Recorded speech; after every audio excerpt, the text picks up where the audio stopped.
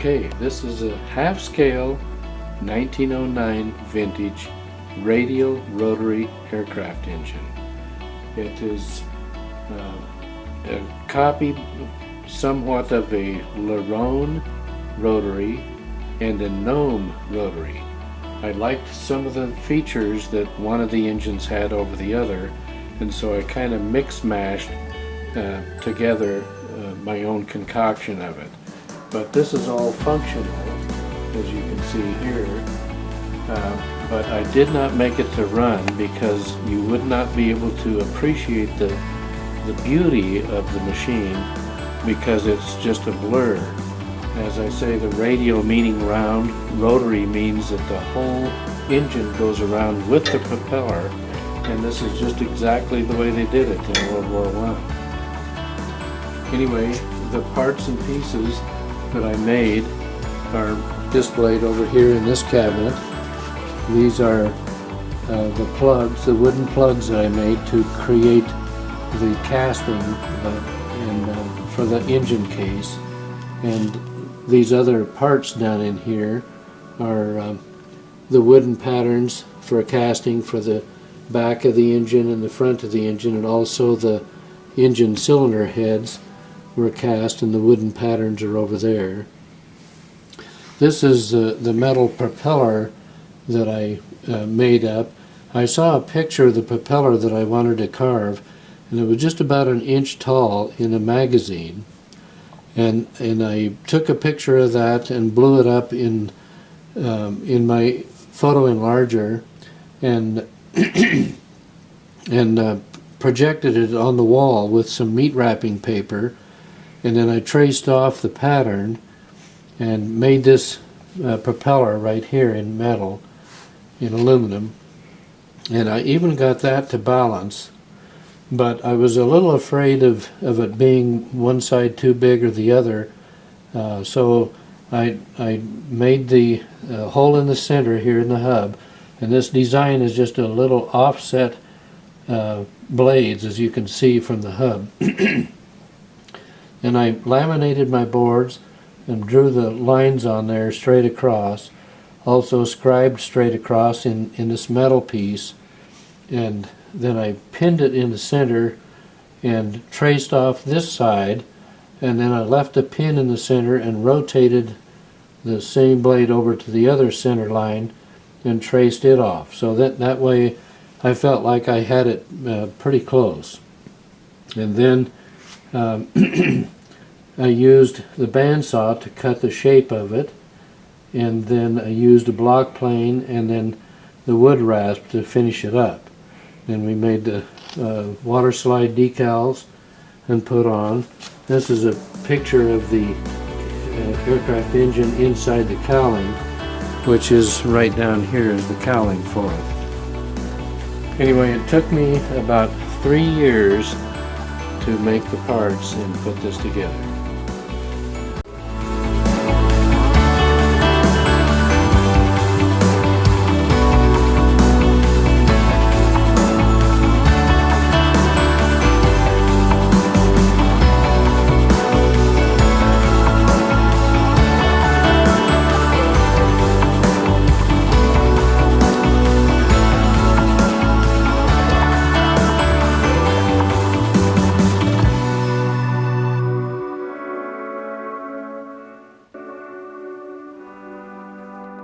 This is one of 4 wheels that I'm building for a carriage for a 22 caliber Gatling gun.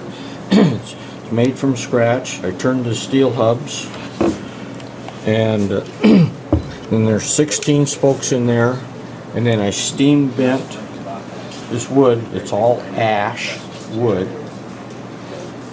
and of course a lot of time making fixtures and jigs to hold this together to put the spokes in. These are little caps to go on over the joints. This is how they started out. I cut those out using a CNC milling machine and bent them over just a piece of wood. And then this will come off. Then I just heat blued them to color them so they won't rust.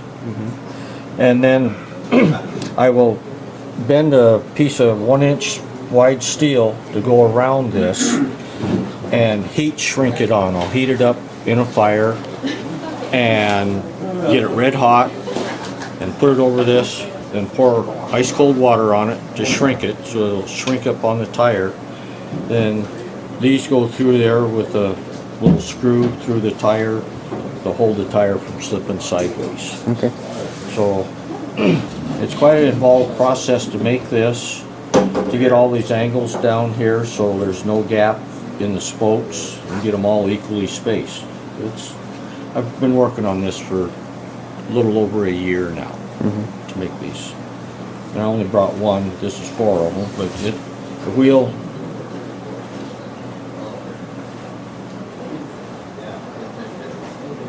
spins true. There's no wobble in it. And then this is a quick release here. So you pull that out, and you can take it off. So this is just what holds the wheel on the axle. Step over here. So that's my project, making wheels. Okay.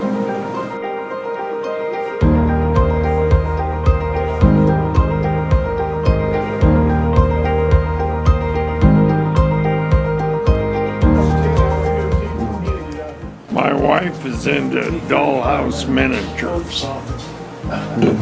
And she wanted a master switch to turn on and off like 8 dollhouses at the same time. So I designed and 3D printed this. It has a it's down to reed switch embedded in the bottom restricted in a couple spots. so that when you throw this on or off, it turns off 7 different modules that turns her dollhouses on and off.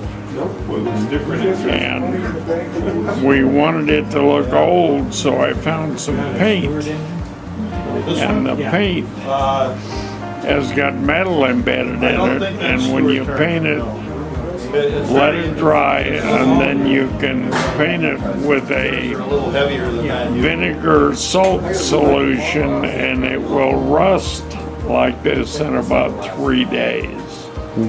So, and what you're seeing is actually metal rust, but it sure serves a purpose on what she wanted to do, and it looks old.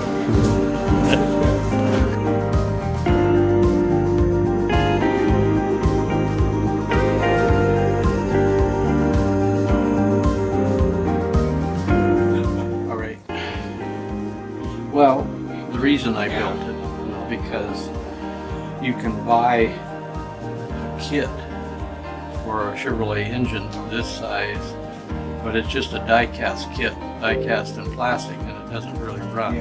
But it's kind of a cute size, so that was my reason for building it, I guess, was I thought, boy, it'd be really neat if that little engine would run. So I built this engine. It's a 1/6 scale, which means that I measured a full-size engine and then I divided it by 6, and that's how I come up with this scale size. And it took me about 7 years to build it all together. I'm not sure how many hours, a lot of hours. And I built all of it, even most of the fasteners, the screws and the little bolts and things that hold it together. So everything was made by me.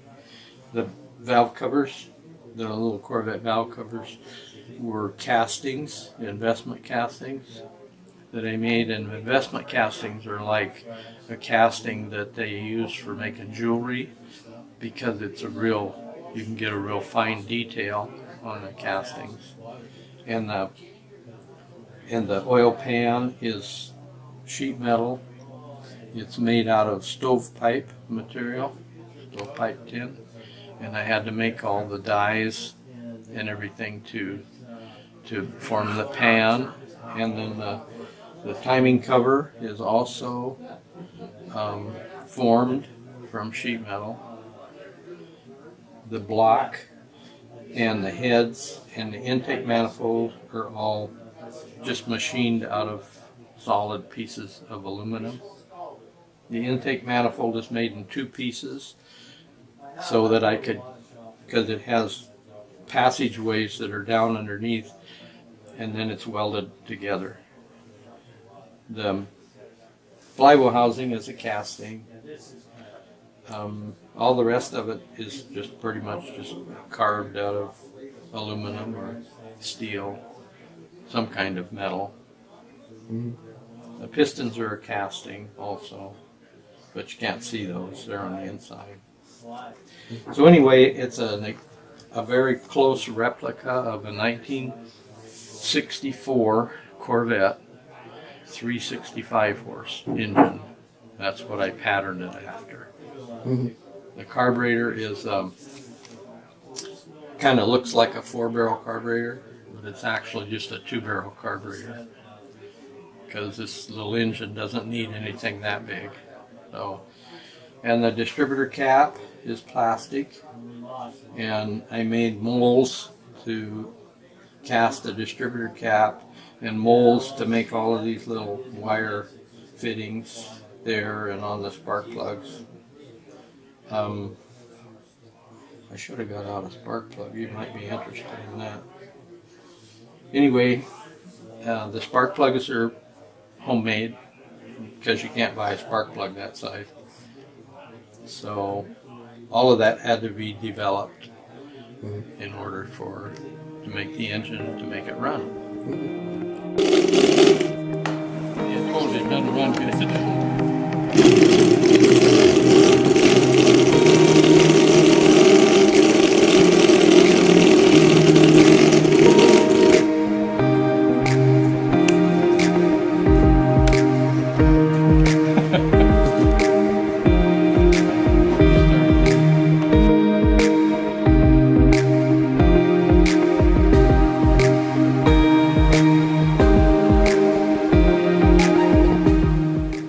Well, this engine doesn't belong to me. It belongs to a friend of mine, and it was given to him recently from somebody that had several of them. And it's called a Stirling cycle engine, which means that it runs off of hot air. There's no internal combustion. I suppose you could call it external combustion because you have to put a flame on this bulb right here. And what it does is that when you turn this wheel, it sucks hot air into here, and the hot air goes across and goes into this working cylinder. This is where the work is all done. And all this is it's called a displacer. There's a piston goes up and down inside of here, and the end is hot, and the piston comes down, it forces the hot air back around the piston and through this little tube and into this cylinder. And when it goes into the cylinder, it cools, and when it cools, it sucks that piston in. So there's no, it's more like a vacuum rather than a rather than pressure. So it's called a Stirling cycle engine, or a hot air engine. And the neat thing about these is that if a person had one, you could build a bonfire and underneath this bulb, and this engine would run, and you could turn a generator or something like that. If it was a full-size engine. Of course, this is just a miniature. This particular engine was made in Germany, and we don't know the brand name of it. Who made it. There's nothing on it that we could find, no name or anything. But it's made in Germany, and it's a beautiful engine. It has lots and lots of detail, lots of little castings and little fittings that you wouldn't find probably in an American-made toy of this size. And then it has all these pulleys up here on, this is called a line shaft, and I'm assuming that at one time you probably could buy miniature machines that were like a machine shop, and that these pulleys there could be belts that came down from these pulleys and could run a miniature machine shop. We're assuming that. We haven't seen it yet. We don't know about it. I don't know how old it is. You know, it could be as old as the 1950s, or it could be a little newer.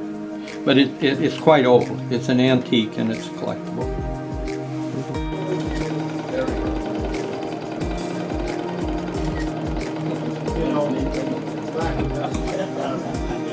They used to have other kids' doors.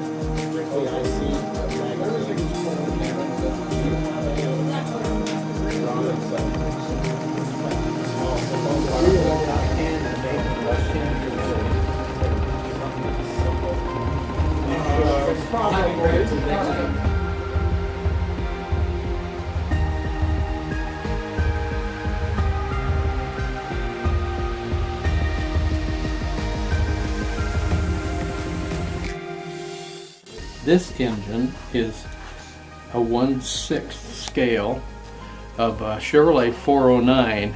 They built these engines back in the 60s, I think, from 1961 to 1965, actually. And they were a high-performance engine. You could tell it that they had 2 carburetors on them, and they were used in a lot of race cars and a lot of high-performance cars. And this one isn't finished yet, but it needs pistons and rods, mostly in rocker arms and valves and all that kind of stuff. So it's not really a finished engine that I could run or anything like that, but this is the beginning of it, and I probably have about 5 years of work into it so far. And if I don't get going, I'll probably have another 5 years in it before I get it running. But it's intended to be a running engine someday. So it's almost the whole engine was just machined out of solid aluminum.